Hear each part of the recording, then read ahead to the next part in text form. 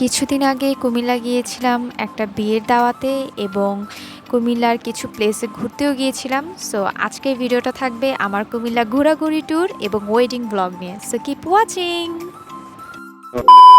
কুমিল্লাতে যাওয়ার ডে ওয়ানে কী করলাম আজকের ভিডিওতে সে সব কিছু আপনাদেরকে দেখাবো। সো আমরা প্রথমেই সকালবেলা ট্রেন স্টেশনে এয়ারপোর্টে পৌঁছে গিয়েছিলাম এবং একটার পর একটা ট্রেন আসছিল, বাট আমাদের ট্রেনের টাইম ছিল 8টার দিকে। আমরা সেখানে পৌঁছে গিয়েছিলাম সকাল 7টা। আর এই যে আমি সকালবেলা উঠে সানস্ক্রিন আর পাউডার আর একটু লিপস্টিক দিয়েই বাস দৌড়। আর এটা হচ্ছে আমাদের বাবা, সে এই প্রথম ট্রেন জার্নি করবে, তাই সে অনেক এক্সাইটেড, অনেক খুশি। আমরা হচ্ছে একটা ক্যাবিন ভাড়া নিয়েছিলাম এবং ক্যাবিনে সবাই ছিলাম। ট্রেনের আর কোনো ভিডিও আমার করা হয়নি, কারণ যেহেতু ফ্যামিলির সাথে ছিল আমি প্রত্যেকটা মোমেন্ট এনজয় করছিলাম। তারপর আমরা স্টেশন থেকে বের হলাম এবং 2টা অটো ঠিক করলাম। অটো দিয়ে আমরা এখন আমাদের বাসার দিকে যাব। আর কুমিল্লার রাস্তার কিছু আমি ভিডিও নিলাম, কারণ আমার মনে হলো শহরের সাইডটা এইরকম, লাইক আমার কাছে ঢাকাই মনে হয়েছে। আমার কাছে মনেই হয়নি যে আমি গ্রামে আসছি। অবশ্য এটা শহরই, আমরা কুমিল্লা মেইন টাউনেই ছিলাম। তো এই তো বাসায় বসে আছি, এসেই হাত মুখ ধুয়ে দেন এই যে দেখেন সে হচ্ছে অনেক খেলাধুলা করছে, খাওয়া দাওয়া করছে আর বহুত খুশি। দুপুরের খাওয়া দাওয়া শেষ করে একটু বাহিরের দিকে গেলাম, মানে গেটের বাহিরে একটু হাঁটতে গেলাম পরিবেশটা দেখার জন্য। কারণ প্রায় আবার 2 বছর পর কুমিল্লার দিকে গিয়েছি, যদিও এবার আমার দাদু বাড়ির দিকে যাইনি, এবার গিয়েছিলাম একটা বিয়ে খেতে। সো আজকের পুরো ভ্লগটা বিয়েরই থাকবে। এখানে আমার ফেভারিট এই ফুলটা বাগান বিলাস দেখলাম এবং আমি নিয়ে কিছু ভিডিও করছিলাম, কারণ এই ফুলটা আমার অনেক পছন্দ। তারপর আমরা চলে গেলাম সে বাড়িতে যেখানে আমাদের বিয়ের দাওয়াত ছিল। আমরা হলুদের একদিন আগে গিয়েছিলাম দেখতে যে কী রকম প্রিপারেশন, এবং যেহেতু আমাদের সন্ধ্যায় নাস্তার দাওয়াত ছিল, সো এই জন্য আমরা সন্ধ্যার একটু আগে সবাই যাচ্ছিলাম বাসায়। আর তখন আমার এই বাড়িটা চোখে পড়লো, খুব সুন্দর লেগেছে আমার এই বাড়িটা। মানে আমি ঢাকার উত্তরার দিকে বা বনানী গুলশান এলাকায় যে বাড়িগুলো দেখি ঠিক সেরকমই লেগেছে আমার কাছে এই বাড়িটা। এই তো দেখেন ছাদে হচ্ছে প্রিপারেশন চলছে, তাদের ছাদেই হলুদটা হবে। সো তারা টুকটাক কিছু প্রিপারেশন নিয়ে ফেলেছে, বাঁশ টাঙিয়ে ফেলেছে এবং চারপাশে কালো কাপড় দিয়ে ঢাকা ছিল। আর এই যে ছাদ থেকে দেখা যাচ্ছে ওই বাড়িটা। বিকালে আমরা সবাই ছাদে টুকটাক গল্প করলাম এবং চারপাশে প্রকৃতি দেখছিলাম। তারপর আমাদের নাস্তা সেরে আমরা চা খেলাম এবং চা খেয়েই আমরা হচ্ছে বাসার উদ্দেশ্যে রওনা দিলাম। এটা হচ্ছে এর পরের দিনের ক্লিপ। আমি দুপুর 2টা থেকে সন্ধ্যা 8টা পর্যন্ত শুধু সবাইকে সাজাতেই ব্যস্ত ছিলাম, পাক্কা 6 ঘন্টা।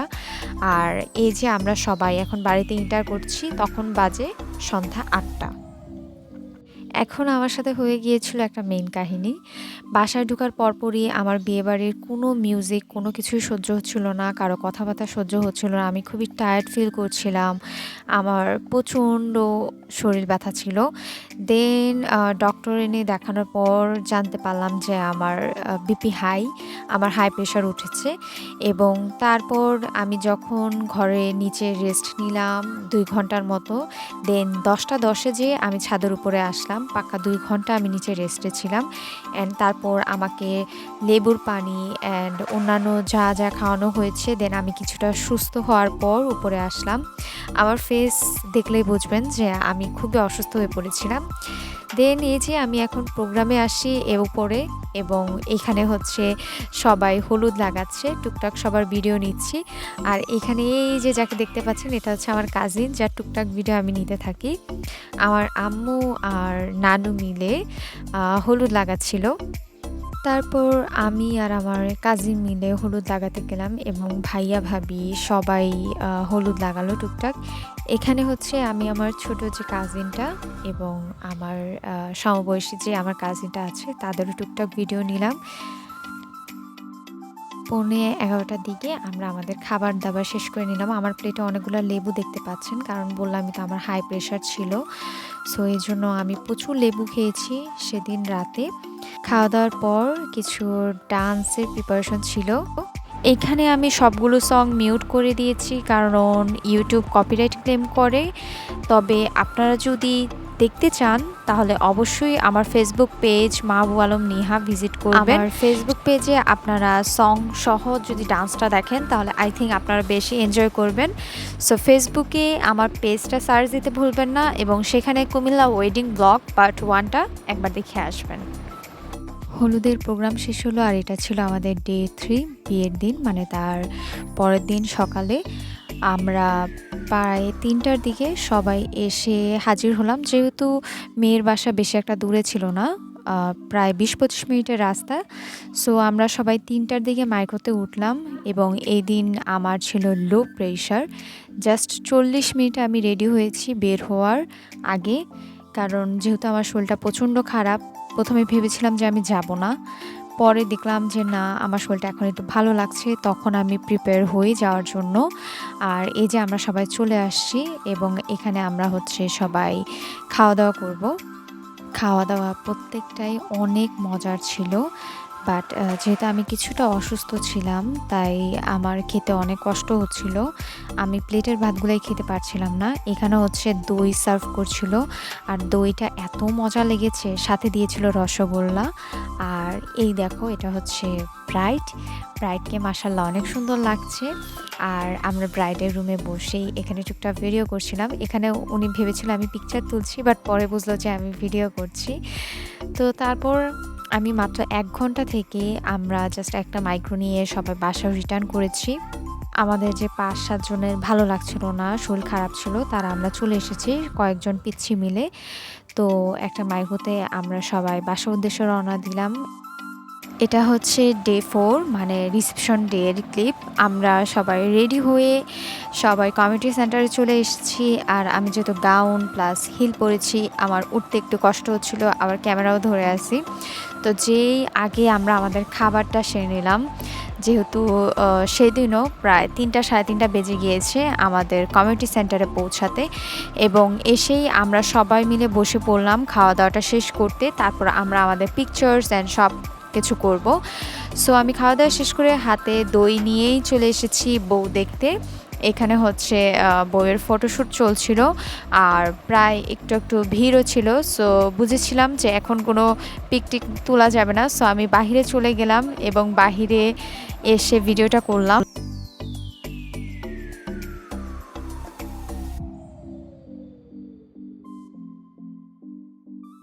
ভিডিওটা করে দিয়েছিল আমার ছোট বোন। বাহিরে সবাই এখানে পিকচার তুলতে এসেছে, সবাই কমিউনিটি সেন্টার থেকে বাহির বের হয়েছে পিকচার তোলার জন্য। আর এখানের এত সুন্দর সুন্দর পিকচার উঠছিল, মানে ওয়েদারটা এত সুন্দর ছিল যে সবার পিকচার সুন্দর আসছিল। তারপর আমি আবারও কমিউনিটি সেন্টারের দিকে গেলাম পানি খেতে, কারণ আমার বাহিরে ঘোরাঘুরি করে প্রচণ্ড পানি পিপাসা।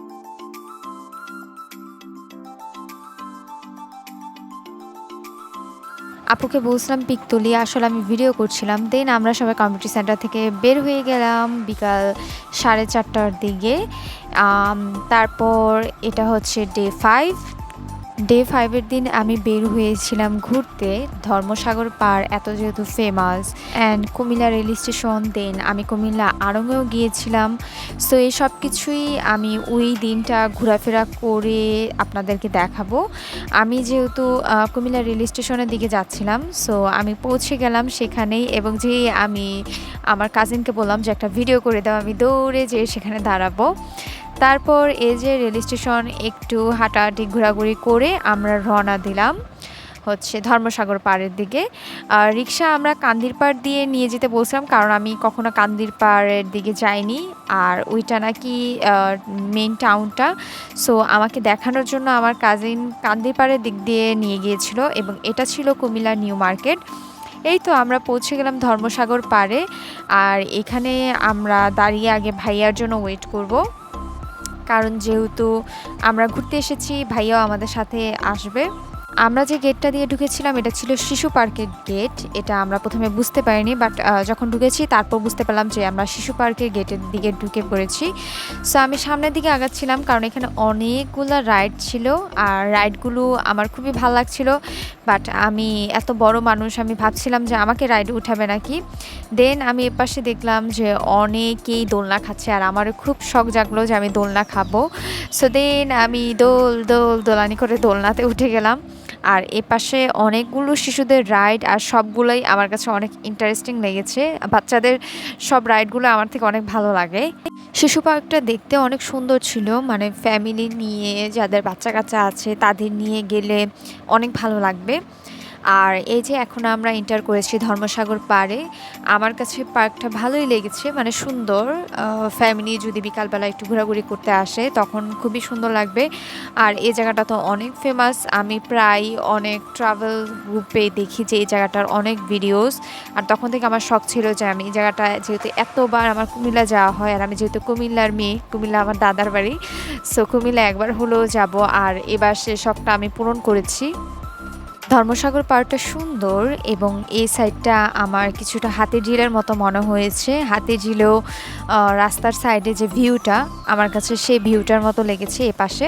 তারপর আমরা চলে গেলাম কুমিল্লার আড়ংয়ে। এখানে বেসিক্যালি আমরা এসেছি স্যান্ডেলউড পাউডারের জন্য। আর এখানে অনেক ধরনের আড়ং আর্টের বিভিন্ন ধরনের ফেস প্যাক আছে, এটা আমরা জানি। আমি সঠিক জানি না যে ফেস প্যাকগুলো কেমন, কারণ আমি কখনো আড়ংয়ের ফেস প্যাকগুলো ইউজ করিনি। আর কিছু নেগেটিভ রিভিউজ দেখেছিলাম, এখন কতটা সত্য কতটা ভালো এগুলো তো আমার জানা নেই, সো এই জন্য আমার কখনো ইউজ করা হয়নি। তারপর আমি এখানে তাগার কিছু ড্রেস দেখছিলাম, আর এই কুর্তিটা সুন্দর ছিল, অ্যান্ড আমার মনে হয়েছে সামারের জন্য অনেক কমফোর্টেবল। এটা প্রাইস ছিল 2400 something plus VAT. Without VAT 2400 something ছিল। আর এই পাশে ছিল কিছু ফ্রক কালেকশন। আমরা বেসিক্যালি আড়ংয়ে এসেছিলাম স্যান্ডেলউড পাউডারের জন্য এবং সব কুকারিজ আইটেমসগুলোর জন্য। তো পরে আমরা এখানে কিছু ঘর সাজানোর জিনিসও দেখি, এবং কিছু পর্দার উপরেও চোখ পড়ে, এবং পর্দাগুলো আমরা দেখছিলাম যে ফেব্রিকটা কেমন, ভালো নাকি খারাপ। দেন আমরা এক সাইডে দেখলাম যে কুকারিজ আইটেমগুলো, যেগুলোর জন্য আমরা বেসিক্যালি এখানে এসেছি, এবং কুকারিজ আইটেমগুলো দেখলাম যে প্রত্যেকটা কুকারিজ আইটেম অনেক সুন্দর ছিল আড়ংয়ের। আর প্রত্যেকটাই কিন্তু আলাদা আলাদাভাবে নেওয়া যাবে, কিছু সেট আকারে ছিল আর কিছু আলাদা ছিল। এবং এই ছোট এটার দাম ছিল 209 টাকা প্লাস ভ্যাট। এই পাশে ছিল কিছু ফুলের স্টিক, আর যেগুলোর প্রাইস আমার কাছে একটু বেশি মনে হয়েছে। আর এখানে ছিল কিছু মোমবাতির কালেকশন, যেগুলো ছোটোগুলোর পিস ছিল 9 টাকা প্লাস ভ্যাট। এপাশে এগুলো ছিল কিছু গহনা রাখার বক্স, এগুলোর প্রাইস ছিল 300 সামথিং প্লাস ভ্যাট। আর এই যে ছবি রাখার যে ফ্রেমগুলো, এগুলোর প্রাইস 600 সামথিং প্লাস ভ্যাট এরকম ছিল। আমার কাছে সবচেয়ে বেশি সুন্দর লেগেছে এই গহনার বক্সগুলো, মানে আমার কাছে খুবই আকর্ষণীয় লেগেছে। এই গহনার বক্সগুলো দেখতে খুবই সুন্দর, আর কিছু গহনার বক্সগুলো আমার কাছে অনেক ইউনিক লেগেছে। এই বক্সটার প্রাইস ছিল 498 টাকা প্লাস ভ্যাট। সো এখানে আমি কিছু গহনার বক্স এবং কিছু ফটো ফ্রেম দেখলাম, এবং এই পাশেও ছিল কিছু গহনার বক্স। যারা হচ্ছে জুয়েলারি ভালো বক্সগুলোতে রাখতে পছন্দ করেন, বা জুয়েলারি বক্সের প্রতি একটা ভালো লাগা কাজ করে, তাদের জন্য আড়ংয়ের এই বক্সগুলো, প্রত্যেকটা বক্স আমার কাছে খুব খুব খুব ভালো লেগেছে, অনেক ভালো লেগেছে। এবং যারা অনেক শৌখিন টাইপের আছেন, মানে ঘর সাজানোর জন্য ইউনিক ইউনিক জিনিসগুলো রাখতে পছন্দ করেন, তাদের জন্য এখানে বহুত কিছু আছে। এবং কুমিল্লার এই আড়ং আউটলেটে আমি শুধুমাত্র জামার কালেকশনটাই আমার কাছে ভালো লেগেনি, বাট প্রত্যেকটা কালেকশন আমার কাছে খুবই ভালো লেগেছে। এখানে টিস্যু রাখারও কিছু ইউনিক টাইপের বক্স ছিল, এবং বাচ্চাদের অনেক ধরনের খেলনা ছিল। বাচ্চাদের খেলনা দিয়ে তো আমার কোনো কাজ নেই, বাট অনেক কিউট ছিল, ভালো লাগলো, তাই এখানে একটু ভিডিও করে নিলাম।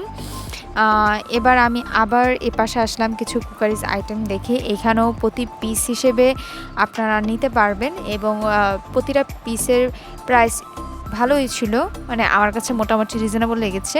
বাট এই যে লবণ রাখার এগুলোর দাম ছিল 398 টাকা প্লাস ভ্যাট। আর এইখানে যদি আপনি দুইটা লবণের সাথে ছোটো ওই প্লেটটাও নেন, তাহলে এটার প্রাইস পড়বে 750 টাকা প্লাস ভ্যাট। সো এইখানে এগুলো আমার কাছে রিজনেবলই লেগেছে। আর এই পাশে আমরা দেখছিলাম কিছু সুন্দর সুন্দর জুয়েলারি রাখার জিনিস। আর ড্রেসিং টেবিলের উপরেই এগুলো, তো যদি আপনারা চেইন বা প্রতিদিনে ব্যবহার করা ঘড়ি বা হাতে যে রিংটা আপনি রেগুলার ইউজ করেন, সেগুলো যদি ড্রেসিং টেবিলের উপরে এগুলোর মধ্যে রেখে দেন তাহলে দেখতে কিন্তু খুবই সুন্দর লাগে। এবার আমি সামনের দিকে গেলাম, আর এই ড্রেসটার দিকে আমার চোখ পড়লো, কিন্তু ড্রেসটা না আমার একদমই ভালো লাগেনি। এটা প্রাইস ছিল 13,000 সামথিং, মানে ইমেজিন করা যায় এত বেশি দাম ছিল, কিন্তু আমার ড্রেসটা একদমই ভালো লাগেনি।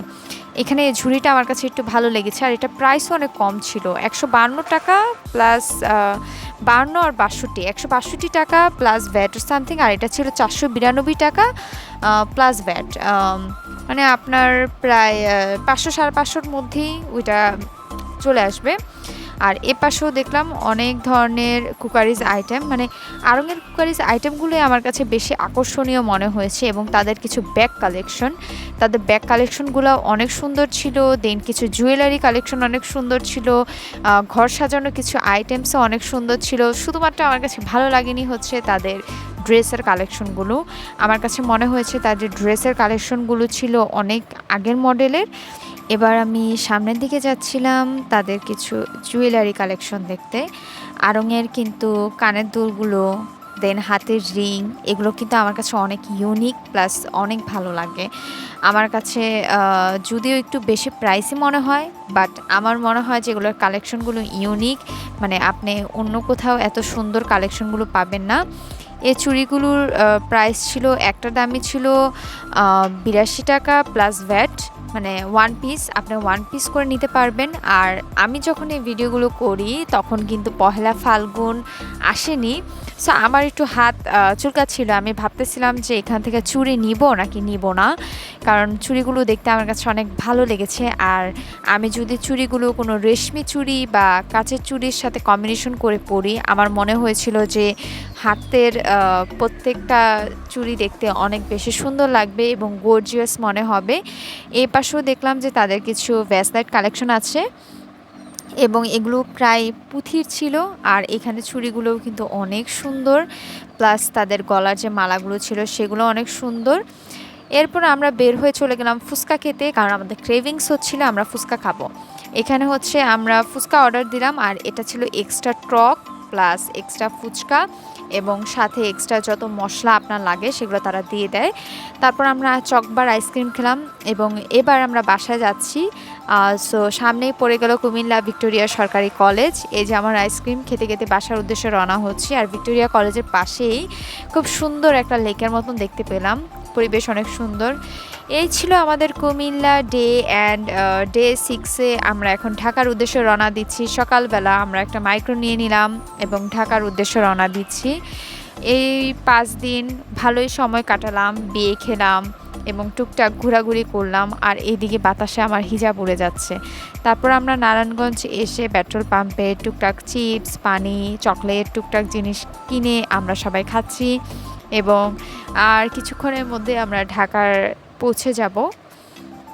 সো এটাই ছিল আমার আজকের মতন ব্লগ। ইউটিউব থেকে দেখে থাকলে চ্যানেলটা সাবস্ক্রাইব করে নেবেন, এবং যদি ফেসবুক থেকে দেখে থাকেন তাহলে ভিডিওতে একটি লাইক দিতে ভুলবেন না, এবং কেমন লাগলো কমেন্ট করে জানাতে পারেন। দেখা হবে আপনাদের সাথে আমার পরবর্তী ভিডিওতে। এতক্ষণ পর্যন্ত আমার ভিডিওটা দেখার জন্য thank you so much. Tata.